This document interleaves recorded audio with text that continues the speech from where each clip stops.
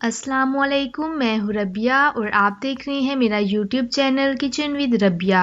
तो आज मैं आपके साथ ढाबा स्टाइल आलू और बेसन वाले नान की रेसिपी शेयर कर रही हूँ। इससे पहले अगर आपने अभी तक हमारा चैनल सब्सक्राइब नहीं किया तो इसे सब्सक्राइब करें और बेल आइकन को प्रेस करें। इससे आपको हमारे आने वाली हर नई वीडियो का नोटिफिकेशन सबसे पहले मिलेगा।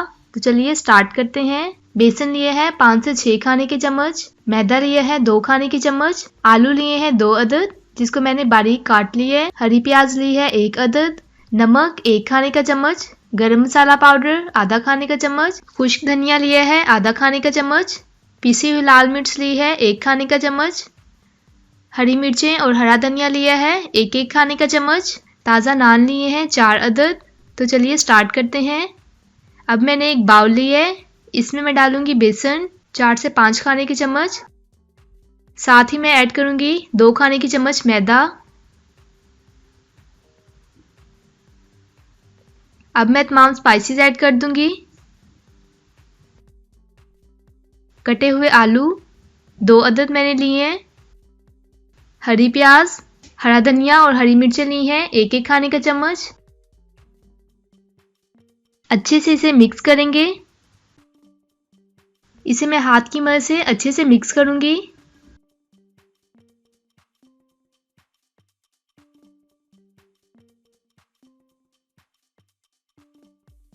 साथ ही मैं इसमें थोड़ा सा पानी ऐड करूंगी। जिस तरह हम पकोड़े बनाने के लिए बेसन तैयार करते हैं, इस तरह मैं बेसन तैयार कर लूंगी। तो ये अच्छे से मिक्स हो गया है। अब मैंने एक नान लिया है, इस पे थोड़ा सा पानी छिड़कूंगी, इससे हमारा नान नरम रहेगा। अब मैं इस पे मिक्सचर लगाऊंगी। सिर्फ एक साइड से हम इस पे मिक्सचर लगाएंगे। इस तरह इसके किनारों पे भी मिक्सचर लगा देंगे।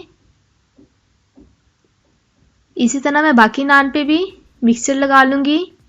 अब मैंने एक पैन लिया है, इसमें मैंने ऑयल डालकर अच्छे से गर्म कर लिया है। अब हम इसमें नान को डालकर फ्राई करेंगे। मिक्सचर वाली साइड हम ऊपर रखेंगे।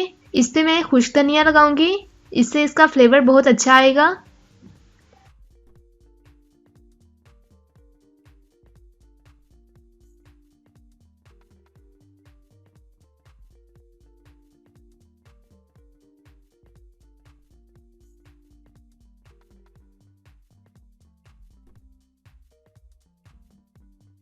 इस साइड से इसे 4 से 5 मिनट तक अच्छे से पकाऊंगी।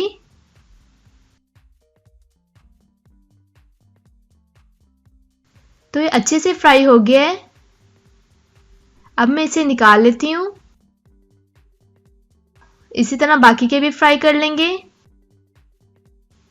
तो तैयार है हमारे बहुत ही मज़ेदार ढाबा स्टाइल आलू और बेसन के नान।